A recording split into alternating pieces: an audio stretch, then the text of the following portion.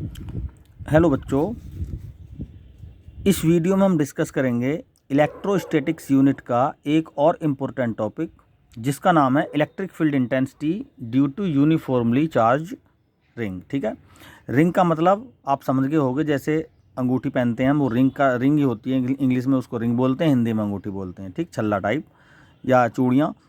तो अब मैं लाया भी हूँ एक, मेरे पास ये रिंग है, ये एक कंगन है, ये रिंग, इसको ही रिंग बोलेंगे। ठीक है, तो ये जो शेप है ये रिंग की फॉर्म में है। ठीक, हम और ऐसी शेप पर अगर कोई चार्ज यूनिफॉर्मली डिस्ट्रीब्यूट हो जाए तो वो अपने सराउंड एक इलेक्ट्रिक फील्ड फॉर्म करती है। उसी इलेक्ट्रिक फील्ड को हमें फाइंड करना है। तो हमें वो कहाँ फाइंड करना है? हमें फाइंड करना है इस रिंग की एक्सियल पोजीशन पर। अब ये एक्सियल पोजीशन क्या है? हमें पता है कोई भी सर्कुलर शेप है उसकी कोई सेंटर होता है। जैसे ये रिंग है, इसका भी अपना एक सेंटर है। सेंटर से परपेंडिकुलर जाने वाली, उसके प्लेन के परपेंडिकुलर एरिया, जो सरफेस एरिया उसके परपेंडिकुलर जाने वाली एक लाइन है, उसको ही बोलते हैं हम एक्स। बॉडी उसकी शेप की एक्स, रिंग की एक्स बोलेंगे। और उसी पर जो भी पॉइंट होगा उसको हम बोलेंगे पॉइंट ऑफ एक्सियल पोजीशन। तो ये तो हो गया रिंग। और ये मैंने कोशिश की है 3 डायमेंशनली इसको समझाने की। तो इसी पॉइंट पर अगर कोई, इसी एक्स पर कोई पॉइंट होगा, उसी पर हमें इलेक्ट्रिक फील्ड फाइंड करनी है। तो सबसे पहले बना लेते हैं एक रिंग। ठीक है, सर्कुलर रिंग।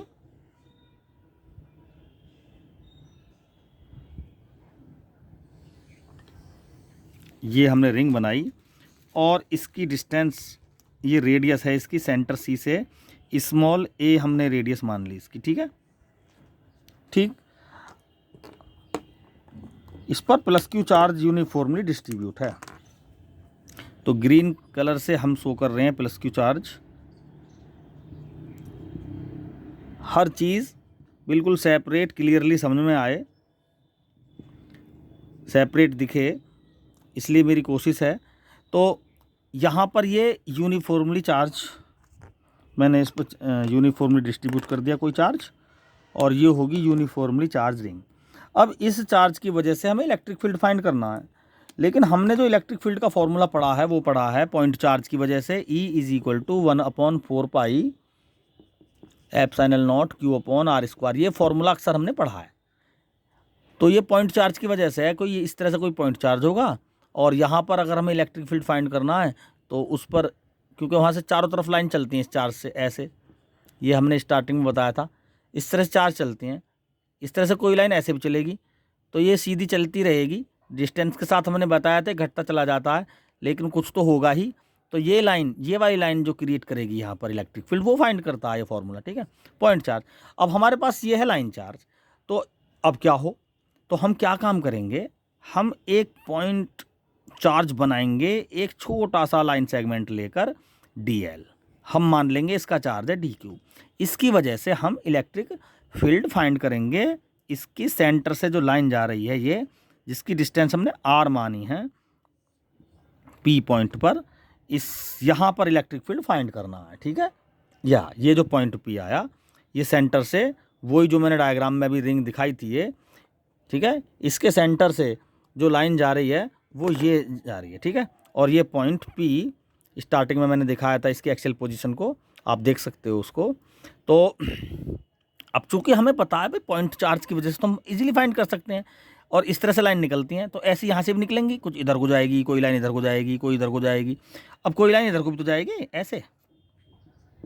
तो इसी लाइन, ये जो लाइन जा रही है इस पॉइंट चार्ज से, ये यहाँ पर जो इलेक्ट्रिक फील्ड फॉर्म करेगी, मैंने मान लिया DQ चार्ज की वजह से, DL एलिमेंट का जो DQ चार्ज है, पॉइंट चार्ज बन गया ये।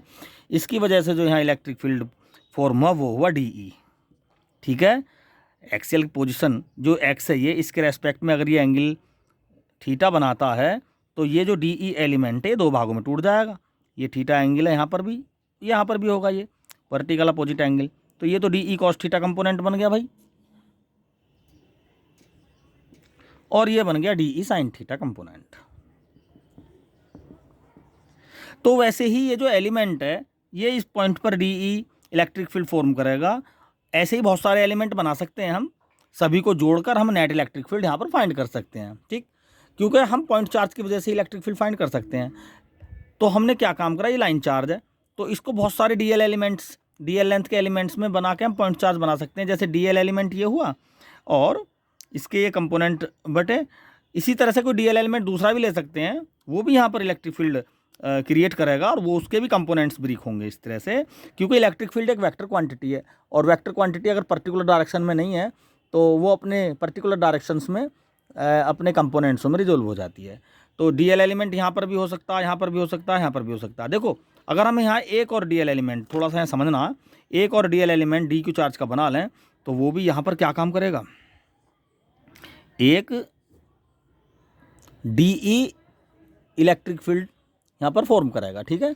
और ये जो डीई कंपोनेंट है इलेक्ट्रिक फील्ड का, जो डी क्यू चार्ज की वजह से यहाँ पॉइंट चार्ज हमने एक और बना लिया डीएल एलिमेंट बनाकर, ठीक है।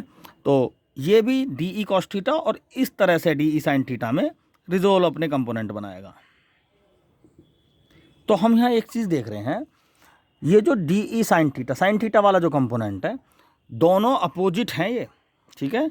दोनों एलिमेंट क्या हैं, ये चार्ज जहाँ हमने पॉइंट चार्ज फॉर्म किया, तो ये जो डीएल एलिमेंट हैं आमने सामने अपोजिट हैं। तो इस कंडीशन में ये इनके कॉस थीटा कंपोनेंट तो एक ही डायरेक्शन में है, लेकिन साइन थीटा वाला जो कंपोनेंट है ये इक्वल एंड अपोजिट डायरेक्शन में है। तो साइन थीटा वाले कंपोनेंट तो एक दूसरे को कैंसिल कर देते हैं और कॉस थीटा वाला कंपोनेंट क्या करता है, इलेक्ट्रिक फील्ड प्रोड्यूस करने में ये इफेक्टेड है, ठीक है। तो यहाँ हम इस डिसीजन पर पहुँचे कि जब बहुत सारे हम एलिमेंट डीएल एलिमेंट यहाँ भी बना सकते हैं, यहाँ भी बना सकते हैं, ऐसे हम बहुत सारे डीएल एलिमेंट अगर बनाएंगे और उनके जब हम कंपोनेंट्स रिजोल्व करेंगे तो साइन थीटा वाले कंपोनेंट कहीं ना कहीं एक दूसरे को कैंसिल करेंगे और कॉस थीटा वाले component net electric field form करने में मददगार साबित होंगे। तो फिलहाल बहुत सारे बनाने की ज़रूरत नहीं है क्योंकि लंबा काम हो जाएगा, इतने सारे बहुत सारे डीएल एलिमेंट बनाने पड़ेंगे और इसी काम को करने में बहुत लंबा समय लग जाएगा। इस चीज़ को देखते हुए हम यहाँ पर इंटीग्रेशन की मदद लेंगे, ठीक है। तो हम करेंगे क्या, हम केवल एक एलिमेंट की वजह से ये जो डीई कॉस थीटा यहाँ पर बनकर आया, हम इसकी हेल्प लेंगे और पूरे जीरो से लेके 2 पाई आर पूरी 2 पाई ए, सॉरी यहाँ पर रेडियस ए है, 2 पाई ए सरकमफ्रेंस तक इंटीग्रेशन कर देंगे लिमिट लेकर और इसको आसानी से इलेक्ट्रिक फील्ड यहाँ पर हम फाइंड कर लेंगे। तो करते हैं स्टार्ट। हम जनरली फॉर्मूला यूज़ करेंगे, E इज इक्वल टू 1/4πε0 की जगह K लिखेंगे और Q की जगह DQ लिखेंगे और अपॉन डिस्टेंस की जगह लिखेंगे ये इस एलिमेंट से लेके इस P तक की डिस्टेंस जो है a² + r² का अंडर रूट। चूँकि r² में तो अंडर रूट खत्म हो जाएगा, ये हो गया हमारा a² + r²। और चूँकि बच्चों ये है DE की वैल्यू, ठीक, ये किसकी वैल्यू है बोलो, DE की वैल्यू। और जो E है हमारा नेट इलेक्ट्रिक फील्ड जो होगा वो इस कंपोनेंट का कॉस थीटा वाला कंपोनेंट इफेक्टेड होगा। तो हम लिख सकते हैं इसको E is equal to DE cos theta, ठीक है। अब DE की वैल्यू तो हम इजीली फाइंड कर सकते हैं, K DQ upon a² + r² और कॉस थीटा हो जाएगा बेस अपॉन हाइपोटेनियस। ये कॉस थीटा है बोलो, यहाँ से बेस r और हाइपोटेनियस यही दोबारा कर लिख देंगे, यानी r अपॉन a² + r² की पावर ये अंडर रूट हो जाएगा, ठीक है। अब E फाइंड करने के लिए, इसको सोल्व करने के लिए तो DQ है ना, ये DQ चार्ज है, या तो हम 0 से लेके Q तक का यहीं पर लिमिट ले लें तो DQ का Q लिख देंगे सीधे, ठीक है। या हम इसको DL में चेंज कर सकते हैं, तो मैं दोनों ही मेथड से करूँगा इसको। तो E is equal to DQ का हो जाएगा Q, डायरेक्ट लिख दो KQR अपॉन a² + r² की पावर 3/2। एक तो इलेक्ट्रिक फील्ड ये फॉर्मूला बन गया इसका, DQ का पूरा एक साथ ही Q लिख कर। या हम क्या काम करेंगे, DQ की वैल्यू क्या होती है, total charge upon total length 2 pi a और इंटू DL,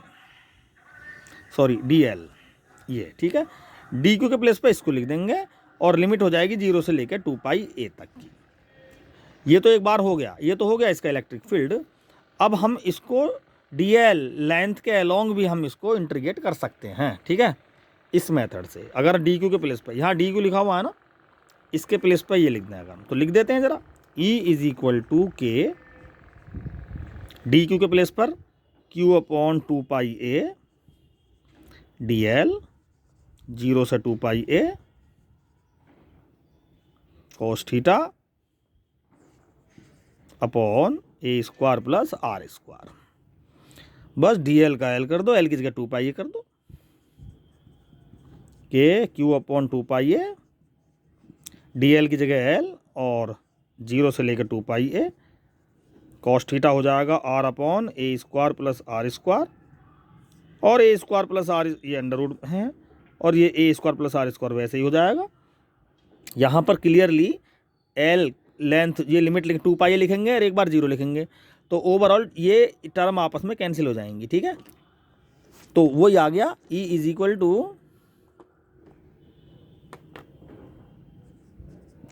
के Q R upon A square plus R square की पावर 3/2। के की वैल्यू लिख सकते हैं हम यहाँ पर 1/4 एप्सिलॉन नॉट। ठीक है, अब देखो जरा, ये हो गया एक्सियल पोजीशन पर इलेक्ट्रिक फील्ड की वैल्यू। क्लियर।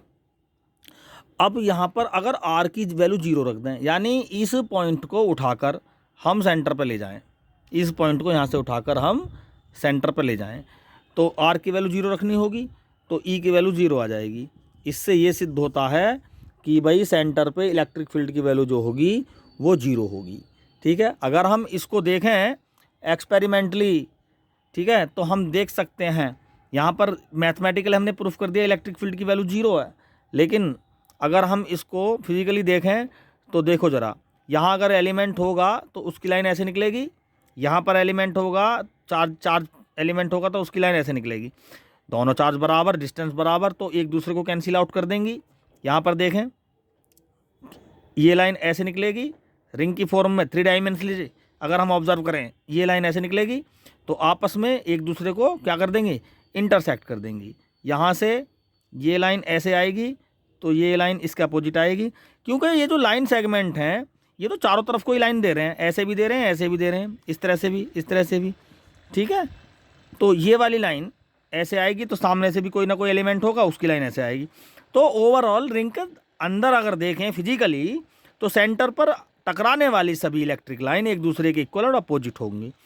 फिजिकली हम समझ सकते हैं कि यहाँ पर इलेक्ट्रिक फील्ड क्या होने वाला है, 0 ही होगा जब एक दूसरे को काटेंगे। लेकिन बाहर की तरह, बाहर से देखें तो वो फैलाव होगा, चाहे तो ये वाली लाइन हो ये ऐसे जाएगी, चाहे यहाँ पर चार्ज हो ये ऐसे अपनी लाइन को देगा। बाहर की तरफ लाइन बाहर फैलेंगी, लेकिन अंदर की तरफ ये कन्वर्ज हो जाएंगी और एक दूसरे के अपोजिट इलेक्ट्रिक फील्ड क्रिएट करने की वजह से नेट इलेक्ट्रिक फील्ड सेंटर पे क्या हो जाएगा, 0 हो जाएगा। ठीक है, चूँकि डिस्टेंस भी तो सी की सभी सरकमफ्रेंस के चार्ज से बराबर है, डिस्टेंस बराबर है, इलेक्ट्रिक चार्ज बराबर है, तो दोनों ही चीज़ बराबर है और अपोजिट है, तो हर पॉइंट चार्ज का इस पॉइंट पर इलेक्ट्रिक फील्ड एक दूसरे के इक्वल और अपोजिट होगा, क्योंकि इस चार्ज का जितना होगा इधर इस साइड को, इस चार्ज का इस साइड को होगा। तो ओवरऑल सेंटर पे क्या होने वाला है, नेट इलेक्ट्रिक फील्ड 0। तो इस वीडियो में हमने यही समझाने की कोशिश की है कि रिंग यूनिफॉर्मली चार्ज रिंग की वजह से इलेक्ट्रिक फील्ड कहाँ क्या होता है, और इसका हमने मैथमेटिकल दोनों तरह से प्रूफ किया है। Thank you.